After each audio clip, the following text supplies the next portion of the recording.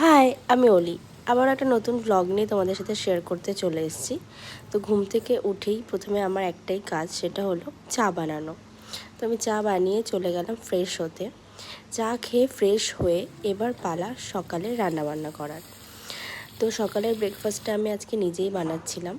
এরপরে আমি দেখতে গেছিলাম মা কি রান্না করছে। তারপরে দুপুরে লাঞ্চ করে মনে হচ্ছিলো কোথাও একটা ঘুরতে যাই। তো যেমন ভাবনা তেমন প্ল্যান, চলে গেলাম আমরা ঘুরতে। বাট কোথায় ঘুরতে যাচ্ছি কিছুই ঠিক করা ছিল না আগে থেকে। তো ভাবলাম টুকটাক কিছু কিনে নিই। তো সেজন্যই চলে গেছিলাম শপিং করতে।